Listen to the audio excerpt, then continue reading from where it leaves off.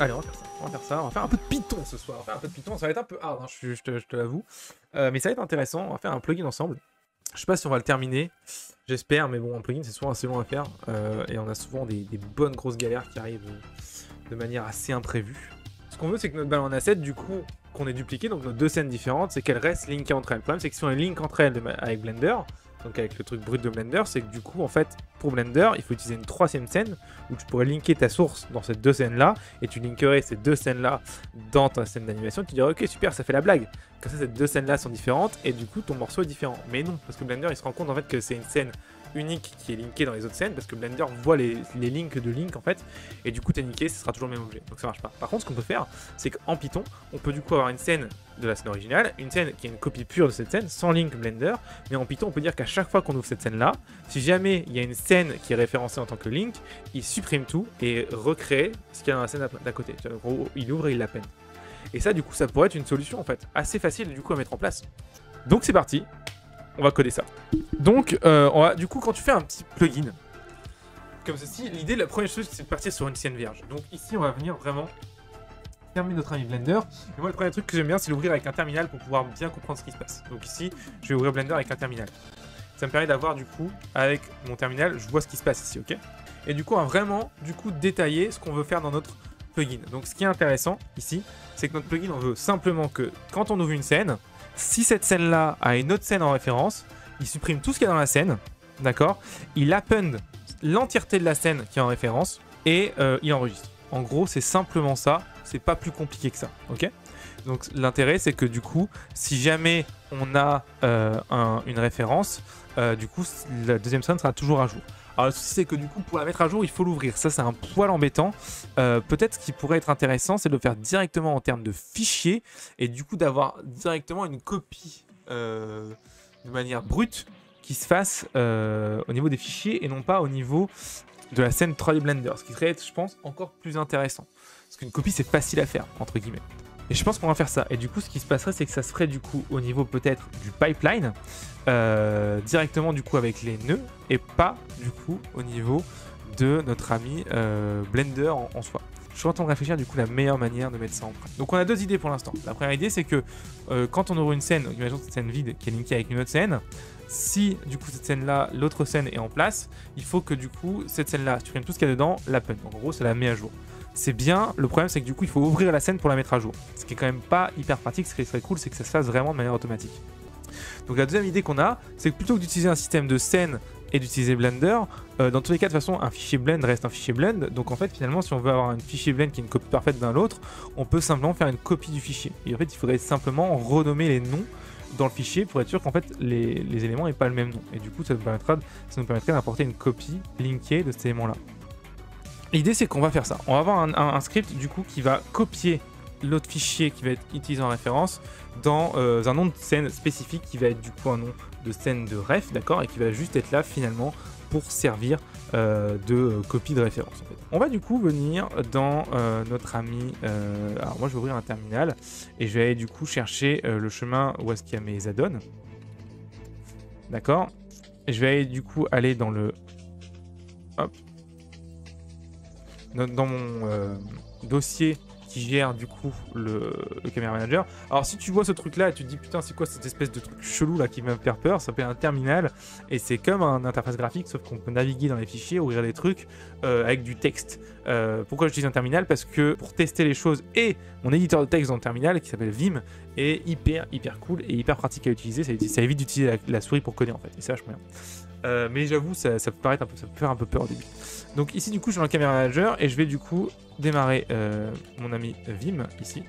Hop, et du coup j'arrive dans mon éditeur de texte et du coup je vais ouvrir un petit peu tout ce qu'il y a là et on va aller voir déjà où est-ce qu'on va mettre ça. Alors déjà on va créer peut-être l'interface. Donc l'interface ici c'est dans le petit truc qui s'appelle ici panel. Donc ici là c'est un petit peu tout le code qui gère l'interface du panel. Donc en gros tout ce code là en fait.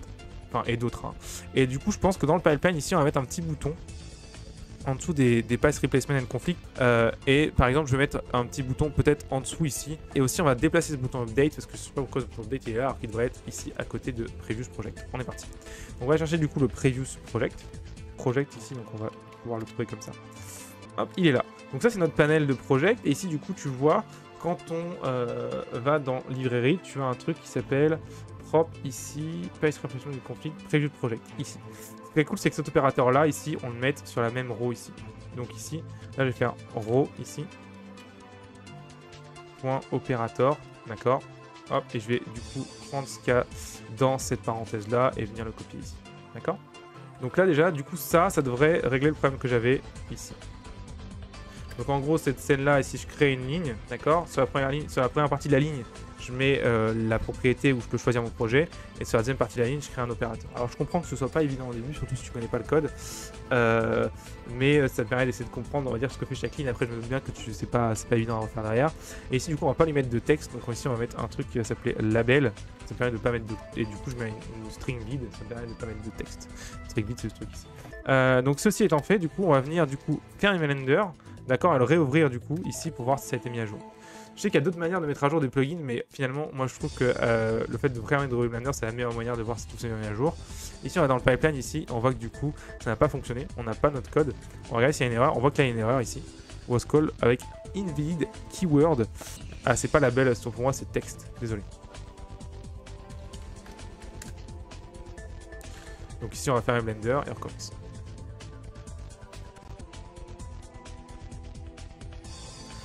Et tu vois que du coup maintenant on a ce petit bouton qui est là. Bon voilà, je voulais juste le faire depuis longtemps, c'était l'occasion. Okay. Maintenant qu'on a ça, du coup, on va ajouter le bouton pour updater mes références. Donc je sais pas encore exactement. Peut-être que je vais acheter ça des Smart Links. Je pense que Smart Links c'est pas mal. Donc c'est parti, on va faire un update de mes Smart Links. Donc pour ça, on va du coup créer un opérateur. Donc un opérateur, c'est en fait c'est un bouton. En gros, c'est un truc qui peut faire un truc. Donc ici, c'est dans Ops. J'ai plein d'opérateurs, tu vois, vraiment un tas. En fait, ça correspond à tous les boutons du pipeline editor. Ici, du coup, je vais chercher le préfixe pipe, d'accord, qui est là, voilà. Et du coup, je vais pouvoir ajouter un opérateur. Alors moi, ce que j'aime bien, c'est copier ce que j'ai déjà fait et venir coller. Ça me permet d'éviter d'avoir tout à refaire. Ici, du coup, je vais changer le nom.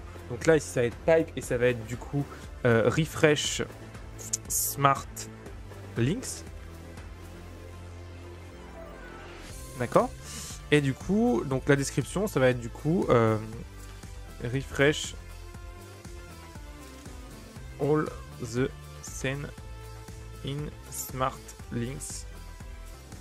Et je vais faire be careful, it could be long. Donc pourquoi je dis que ça peut être long? Parce que du coup ça peut simplement, du coup ça va faire des copies de beaucoup de scènes si tu as beaucoup de scènes en copie, et du coup ça peut être assez long. Ceci étant dit, du coup maintenant que j'ai fait ça, je vais changer du coup l'id name. L'id name, c'est ce qui représente l'opérateur, l'exécution du script dans Blender. Donc il faut lui donner un nom unique. Donc ici on va changer ça. Et moi j'aime bien donner mes noms, du coup en fait je lui donne le nom de l'opérateur mais avec des underscores. Smart links, voilà. Et ici, ça c'est le label, c'est ce qu'il y aura sur le bouton. Qu'est-ce qu'il va s'appeler? Du coup, ce sera refresh smart links. Enfin, je veux dire, là-dessus, tout va bien. Ici, du coup, une fois que c'est fait, là, il prend en paramètre la scène. Là, ça n'a pas vraiment d'intérêt ici, puisqu'il va faire tous les smart links de notre pipeline. Ceci étant fait, du coup, on va avoir un élément ici qui s'appelle l.self.layout. Pas mal, parce que du coup il n'y a pas de truc à dessiner ici sur ce paramètre là, il n'y a pas d'invoke non plus, il y a juste un truc à exécuter aujourd'hui. Donc voilà, ici juste une exécution à faire, ok. Et du coup on va juste faire un petit print refresh, juste pour voir si ça fonctionne, évidemment, parce que là c'est juste, ça sert à rien d'afficher juste le texte refresh, mais c'est juste pour voir si ça fonctionne bien. Pile. Donc ici maintenant on va venir dans la scène, on va fermer, on va recommencer. Alors par contre du coup il y a un petit truc que j'ai pas fait, il faut que je register ça. Donc register, ça veut dire le déclarer en fait à Blender pour qu'il sache qu'il est là. Donc en gros c'est là en fait, tout ça en fait c'est les trucs pour register les machins. Donc ici, tac, bpi.utils, register class, voilà. Hop, on va copier cette ligne et venir la mettre ici. Et du coup on va changer ça, unregister, ok. Et du coup ici, hop, on redémarre Blender.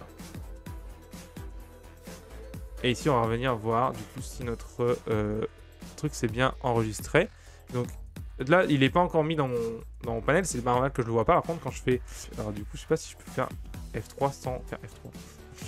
Menu tueur ici, voilà, tac. Et du coup, ici, si je cherche par exemple, du coup, le nom, donc c'est refresh. Et tu as du coup, tu as refresh smart link. Si je l'exécute, du coup, ça va bien balancer ici dans ma case refresh. Ok. Alors, on va pouvoir fermer ça. Et du coup, on va du coup mettre ce bouton dans notre panel quelque part. L'idée, je pense que c'est de le mettre en dessous du file refresh ici. Donc, de faire simplement un row égale layout.row. D'accord. Et du coup, de faire row.opérateur. Et d'aller chercher l'OPS. Du coup, il s'appelle pipe.refresh smartlinks, d'accord, .bl id name. Donc ça, encore une fois, je t'avais dit, hein, le id name, c'est ce qui permet de d'identifier dans Blender ton opérateur, d'accord. L'icône, du coup, on va aussi faire un file refresh. Je pense que c'est assez évident là-dessus. Et par contre, du coup, le texte ne change pas par rapport à ce qu'on a mis. Cool. Et tu vois que du coup, maintenant, j'ai un bouton refresh sparkling. Et du coup, si je clique dessus, ça vient du coup afficher refresh. Donc ça fonctionne, on est heureux. Ok. Donc c'est parfait. Alors du coup, la suite du coup, ça va être vraiment de faire le travail. Alors l'idée, ça va être du coup de pouvoir dire à une scène que c'est un link. Donc l'idée, ça va être de pouvoir dire, ok, je vais créer une scène qui va être une référence de ça. Donc, maintenant qu'on a ça, du coup, on va créer l'outil. Donc ce qu'on va faire en fait, c'est qu'on va du coup s'arranger pour qu'il y ait certaines scènes qui soient du coup avec un paramètre, qu'on puisse créer du coup des links en fait de nos scènes, d'accord. Ce qui est cool, c'est qu'on puisse créer des links directement de nos scènes dans Blender. Je suis en train de réfléchir à l'interface qu'on va pouvoir mettre en place pour que ce soit assez cohérent. Parce que du coup aujourd'hui, tu vois, quand on va sur un projet dans le Pipeline Editor, on a ça, d'accord. Et ici, donc on a ça, tu vois, donc je vais rapidement aller chercher mon pipeline. Ouais, je vais en prendre un à la base. Non, j'en ai pas ici. Hop. Donc ici, voilà, je fais du coup get pipeline. Et l'idée, tu vois, c'est qu'ici, pour l'instant, le principe de cet élément-là, c'est qu'on puisse avoir une scène qui soit référencée. L'idée, c'est qu'on va essayer de garder cet élément qui soit dynamique, mais ce qui serait cool peut-être, c'est d'avoir un autre... Je pense que ça peut être intéressant, d'avoir une autre sortie sur les scènes qui serait en fait un smart link en fait. Ça permettrait du coup de pouvoir en fait en interne, chaque petit input serait en fait un fichier différent, mais en termes de visualisation, on a juste un autre icône. Je pense que ce serait peut-être le plus intéressant là-dessus. En termes de visualisation, en termes de logique. Alors pour ça, du coup, on va rentrer dans le vif du sujet. On va du coup chercher un petit peu nos nodes dans le Pipeline Editor. Donc je sais plus où est-ce que je les ai rangés, mes nodes. Node. Et du coup, on a l'anime scène node. Juste la scène node, moi, hein, c'est... Ici, voilà. Du coup, le scène node, du coup, représente tous les nodes qui représentent une scène, d'accord. Et tu vois, en fait, si je vais dans le scène base node, tu vois, tu as un truc... ici, tu as l'input, ici, tu vois. Output. Et du coup, le scène node, le scène socket, c'est un blend ici. Ça permet d'avoir un truc comme ça. Et du coup, je vais ici créer un nouveau socket, d'accord, qui va s'appeler un Smart Link Socket. Smart Link Socket, d'accord. Et je vais l'appeler du coup ici Smart Link. Ok, alors il va falloir du coup aller créer ce socket là, ce Smart Link Socket. Donc ici, encore une fois, hein, là je me doute bien que c'est assez compliqué, mais du coup en fait, chaque socket en fait est un objet que tu peux gérer en Python pour ceux qui connaissent un petit peu. Du coup, il va falloir créer ce socket. Donc tu vois, j'ai plein de sockets ici, file socket, machin. Et du coup, ici, le link socket par exemple, tu vois, ça représente ça, tu vois. Donc c'est juste finalement un élément qui permet d'avoir quelques petits éléments comme ça. Bon bref, why not, c'est pas extrêmement intéressant. Si je viens du coup chercher le blend socket, ça ressemble à ça, mais encore moins intéressant je pense, tu vois. Ouais, c'est vraiment un truc tout bête. Bref, l'idée là ça va être de faire un truc qui va s'appeler du coup un socket. Du coup on va l'appeler simplement un Smart Link Socket, on avait dit. D'accord. C'est important que le nom soit le même que ce qu'on avait là, ici. D'accord. Hop. Et du coup, je vais ici prendre toute l'information ici. Alors, je vais virer ça, j'en ai pas besoin. Ce sera ajouté à la fin quand je l'exporterai pour vous. Et ici, du coup, je vais pas l'appeler Blend Socket, je vais l'appeler du coup Smart Link Socket. Là, ce que je vais faire, en fait, c'est que je vais prendre tout ici. Je vais faire... Hop, et je vais faire un rechercher. Du coup, je recherche du coup Blend Socket ici, Smart Link Socket. Et du coup, je repasse partout, voilà. Et ici, alors j'ai Blend ID Name. Et du coup, pareil, ça doit être vraiment ici, Smart Link Socket.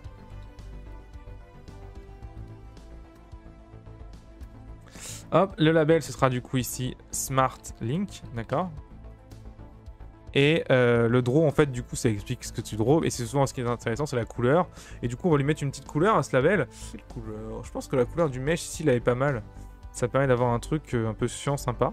Je pense que du coup, on va partir sur une couleur comme ça. Alors, je vais aller chercher du coup juste un petit RGB color, histoire de pas trop galérer à trouver ma couleur. Bah tant pis, on va reprendre celui-là et puis on va faire le calcul à la main, c'est un peu con, mais... Ouais, c'est parce que c'est pour du web, du coup, à chaque fois, le web, ils ont un peu rien à foutre. On va faire une petite calculatrice, hein, c'est pas grave. Hein. Donc, calculatrice, du coup, 18 sur 256, ça fait du coup 0,07. En rouge, on a 0,07. Hop. Donc, après, c'est 161 en vert. Alors, pourquoi je fais ça comme calcul, 161? En fait, je suis en train de reprendre les valeurs. Ici, le maximum, c'est 255. Du coup, et le minimum, c'est 0. Du coup, je suis en train de prendre ces valeurs, en train de les mettre entre 0 et 1, parce que Blender prend des valeurs entre 0 et 1, et non pas des valeurs entre 0 et 255. Pourquoi? Parce que les couleurs sur le web, c'est du 8 bits, alors que les couleurs dans Blender, c'est du 32 bits. Donc, du coup, c'est juste encodé différemment. Et du coup, les couleurs dans Blender sont bien plus précises que les couleurs sur le web. Mais je te rassure, au final, on regarde tous du 8 bits. Donc, du coup, des couleurs du web.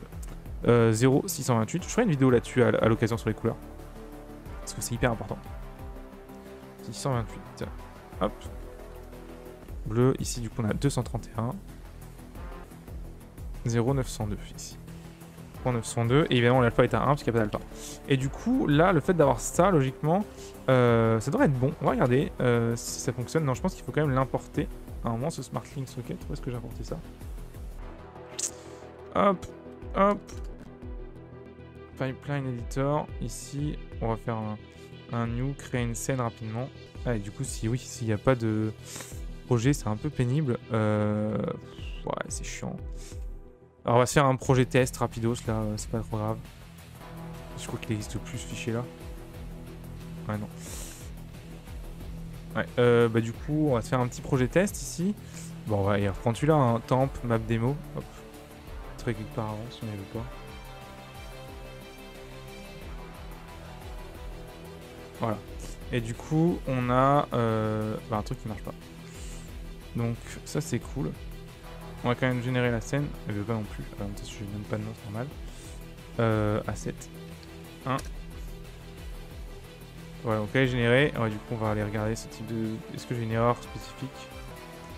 On va fermer. Alors, on va aller regarder pourquoi du coup il n'existe pas. Pourtant, le Smart Link Socket il est là. Et c'est vrai que le problème, c'est que du coup, je ne sais plus où j'importe mes sockets. Peut-être dans Init, hein, simplement. Hein. Je t'avoue que ça fait tellement longtemps que j'ai pas touché. Et du coup, quand on est en train de la modifier sur la version 4.6. Alors, pipeline. Ah bah oui, c'est là en fait, je suis con. Je suis con. Ok. Alors, le Smart Link, ça s'importe bien, je pense. Smart Link Socket, est-ce que j'aurais pas fait une erreur ici? Smart Link Socket. Bah en même temps, si je ne les résisteur pas ici, ça peut pas fonctionner en fait, hein, Romain. Ah là là, je me fatigue. Du coup, ici. Donc voilà, en même temps, du coup, si j'exécute pas la fonction, ça peut pas marcher. Hein, je veux dire. Ça, c'est un truc qui arrive assez souvent. Hop, et du coup, unregister. Ok. Ça devrait fonctionner là. Espérons que je suis encore un débile. Oui! Oh, c'est tellement bon. Ça aussi, c'est bon pour le code. Quand t'as un truc qui marche, t'es tellement content. Voilà, du coup, tu vois, j'ai un Smart Link ici.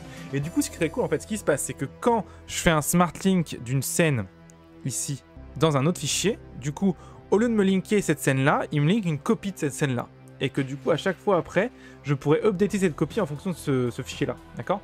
Ce serait vraiment ça qui serait vraiment intéressant. Sinon, du coup, le fonction de link marcherait de la même manière. C'est pour ça que je vais pas le refaire là, parce que du coup, ce serait beaucoup de temps. Mais par contre, juste le système de copie, par contre, ça c'est assez facile. Et du coup, c'est ce que je vais faire. Ok? Ça, on le fait ensemble et puis on va s'arrêter là, je pense. Donc ici on va venir dans le scene node ici, donc hop, tout à l'heure, où en fait finalement c'est toutes les fonctions et tous les éléments qu'on va créer qui vont être en rapport avec les scènes. Et dans les scènes nodes justement, on a en fait pas mal de choses ici, et du coup on va créer une fonction pour faire une copie et un update de notre ami le SmartLink, ok. Donc ici l'idée ça va être ici, hop, dev, ici on va faire du coup create, et plutôt que un update SmartLink. Dans tous les cas, de toute façon, il va supprimer ce qu'il y avait avant. Donc, update smart link ici. Et l'idée, du coup, c'est que, en fait, ça va être assez simple. En gros, il va prendre le fichier de la scène, donc le master, et il va simplement le copier, en fait. Vraiment, c'est tout bête, hein. C'est juste le copie sur un fichier spécifique. Et l'idée, par contre, ce qui m'embête, c'est que là, on peut avoir qu'un seul smart link. Ce qui serait cool, c'est qu'il en fasse plusieurs par smart link, justement. On va déjà en faire avec un et on va voir après du coup pour plusieurs comment on va faire ça. Donc je vais appeler ça update smart links parce qu'on aura plusieurs je pense. Donc c'est parti. Alors l'idée du coup c'est que de mémoire je pense qu'on a un self.master quelque part qui équivaut en fait. Voilà c'est getMaster ici. Et du coup déjà smart link si t'as pas de master c'est mort parce qu'il faut forcément passer par le master parce qu'encore une fois on est toujours sur le master. Donc déjà du coup update smart link. Alors, oh putain, hop, ici du coup, déjà, si if self.getMaster, ici, ah bah j'ai un getMaster pass encore mieux, voilà, du coup, if self.getMaster, ah oui, c'est vrai qu'en Python, il n'y a pas de parenthèse ici. Donc, c'est un if not plutôt, donc si le master n'existe pas, d'accord, parce que du coup, donc s'il renvoie none, donc nul en gros, et bah du coup, ça peut pas fonctionner, parce que du coup, si t'as pas de master, il n'y a aucune copie à faire, ok.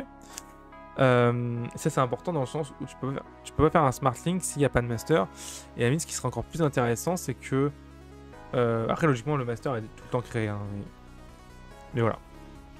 De base, il crée un master logiquement quand tu crées une scène. Ici, après, l'idée, du coup, c'est que s'il y a un master, et ben, on va venir, du coup, chercher le master. Donc je vais appeler master égale self.master. Et alors, du coup, je vais mettre getMasterPass entière, hein, histoire de ne pas être embêté. D'accord? Parce que là, je sais qu'il existe, du coup. Et je vais faire une copie, d'accord? Donc ici, on va faire smart, donc le smart link, d'accord? Égale, du coup, déjà, on va le renommer, d'accord? Donc ça va être le self.master getMasterPass, pardon, get.masterPass ici, d'accord, point replace, et on va remplacer du coup le point master.blend à l'intérieur. Du coup ça c'est le nom du fichier, il y a un point master.blend à l'intérieur parce que c'est un master, et le remet par point master slash smartlink, d'accord, blend, ok, juste pour dire ok ça c'est un smart link, d'accord. Et l'idée c'est que quand on aura plusieurs, on aura un index à chaque fois, donc smart link underscore 0, underscore 1, etc. Et du coup ici on va faire une copie, et du coup dans notre ami Windows, Linux, pardon, enfin Python, tu peux utiliser le module OS. Pas OS, pardon, Shuttle. Alors je sais pas si je l'avais importé ici, Shuttle. Importe Shuttle ici, et ce module en fait permet de faire des copies, donc ça envoie des copies à ton OS, donc ici c'est assez facile à utiliser. Tu marques Shuttle.copy file ici, et tu as la source, donc le source c'est master, et la solution c'est smart, ok. Et logiquement ça fonctionne. Alors comment on peut tester ça? Bah, c'est assez facile, tu vas voir. En gros, dans Blender, en fait, tu vas pouvoir tester cette fonction directement sans pour l'instant t'emmerder avec l'interface et tout. Je te montre. Je vais du coup venir dans ici dans mon petit terminal, je fais play, et je vais venir chercher du coup ma super fonction. Et là, en fait, ce qui est bien, c'est que je peux accéder à ce nœud via mon script editor ici. Donc, je peux venir en fait faire c. donc data.groupNode, je crois, non, node groups, voilà, c'est ça, node groups, hop. Ici, et du coup tu peux venir chercher le node tree qui existe, et du coup tu peux faire .node.active, je crois, Et du coup, tu as notre node là. Et du coup, lui, comme c'est un nœud qui est spécial, on a créé une fonction. On peut faire du coup update. Et du coup, ici, smart links. D'accord? Ça, c'est assez cool. D'accord? Donc on va essayer de voir ce qui se passe. Et du coup, quand je le fais, tu vois, il me l'a exécuté. Et on va aller regarder du coup dans nos fichiers s'il a bien fait ça. Alors on peut voir nos fichiers ici hein, dans Asset. Et on voit qu'on a bien du coup deux fichiers. Le fichier master et le fichier master.smartlink.blend qui sont une parfaite copie. On va les vérifier ça quand même, histoire d'être sûr qu'il n'y a pas de conneries. Donc ici, je vais aller choper l'endroit du projet. Et ici, du coup, copier. Et on voit bien que du coup, en termes d'assets, ça, il n'y a pas de problème. Ça, c'est en place. Ok. Donc ça, c'est plutôt une bonne nouvelle en fait. Hein. Ça marche assez bien et on voit bien que du coup, ils font bien tous la même taille. Ok. Donc c'est plutôt assez cool, ça marche assez bien. Et du coup, si je modifie l'élément ici, tu vois, je l'ouvre. Et ici, dans sa scène, je crée un cube que je vais subdiviser rapidement pour avoir un peu de topo. Hop, ici. Voilà. Donc j'ai un peu de topo, du coup, c'est un petit peu plus lourd. Tu vois, là, il fait maintenant 3 mégas ici. Logiquement, si je viens dans mon pipeline editor et mon script editor ici, et que je viens chercher du coup ce que j'avais écrit tout à l'heure, donc on avait dit d.nodegroups, du coup node_tree, .node.active.update smartlink. Alors déjà, .active, ouais, non je l'ai pas, si je le sélectionne pas, ça peut marcher. .update smartlink, d'accord.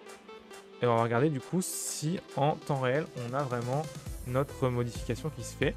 D'accord, donc on est là, ici, on va voir du coup ça change bien. Hop, et du coup ça a bien fonctionné. Du coup le smartlink. Ah et en même temps du coup si je fais pas un master ça ne va pas fonctionner. Attention, il prend toujours le master.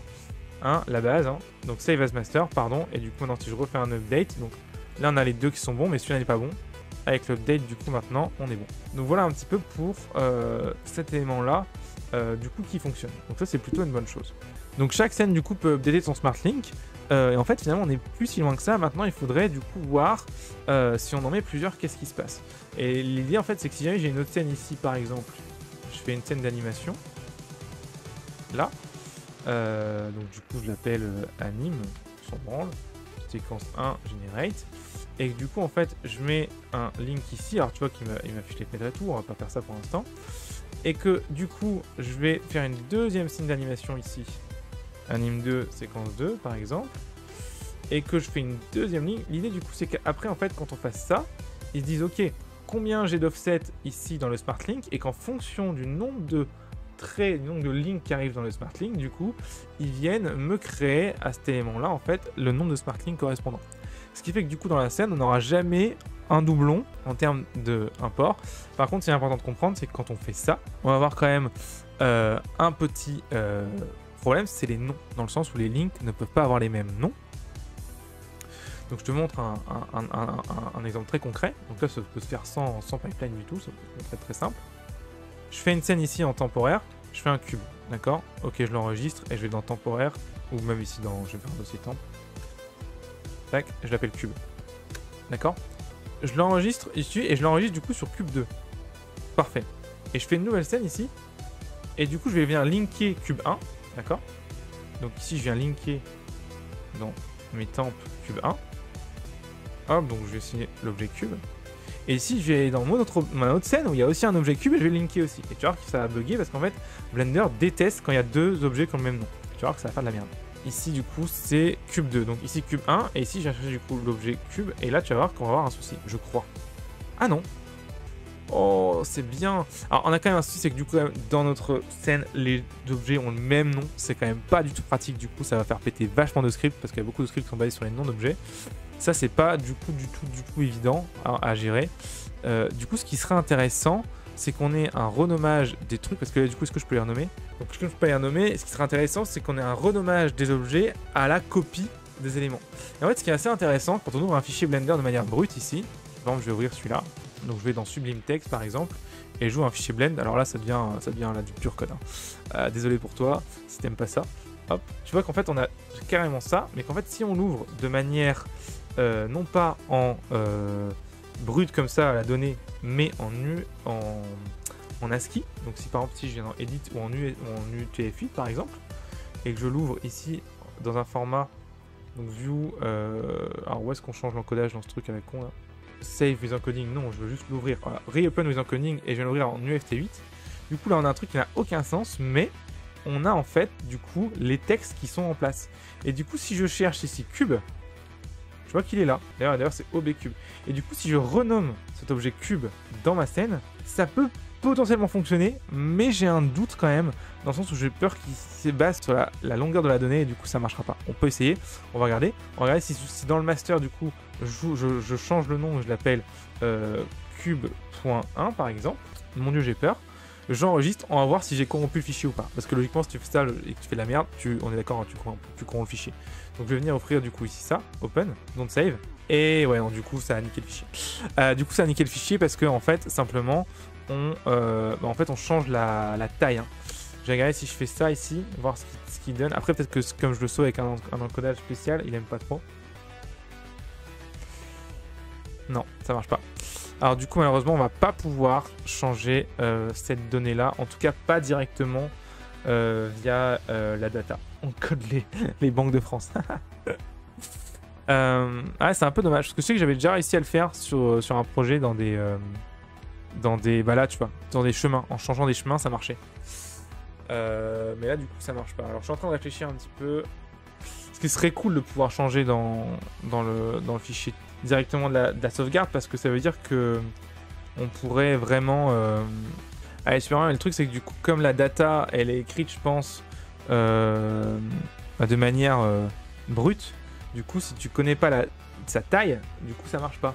Du coup il faudrait changer et le remplacement et la taille de la data. Le problème c'est que je connais pas du tout assez bien comment est écrit un fichier blend pour faire ça. Et là je pense que ça va demander un peu de recherche.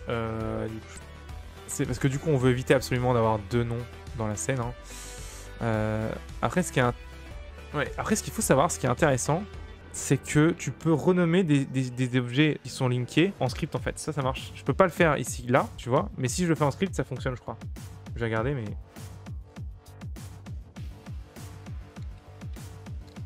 Tu vois, et que je fais name égale test. Tu vois, il est renommé, tu vois. Le truc, c'est que par contre, ce sera pas sauvé, du coup, dans la scène. Ce sera pas sauvé. Et par contre, du coup, ce qui est intéressant, c'est un script que je peux exécuter à chaque démarrage de la scène et qui renomme correctement en fonction des scènes avec lesquelles il est linké. Parce que du coup, je crois que chaque objet aussi, tu peux retrouver à quel fichier il est linké, si je me trompe pas. Est-ce que j'ai en nameful ici? Ah, bah voilà, tu vois, dans nameful, du coup, j'ai accès à la scène dans laquelle il est, le nom de la scène dans laquelle il est. Et du coup, c'est cool, ça veut dire que ça peut me dire très bien, du coup, en fonction de la scène, tac, je le renomme quand j'ouvre la scène. Et du coup, ça me permet d'éviter d'aller renommer dans le fichier de base. Dans le fichier de base, du coup, c'est une copie parfaite. Et je le renomme simplement à l'ouverture. Ce qui, je pense, peut être une bonne solution.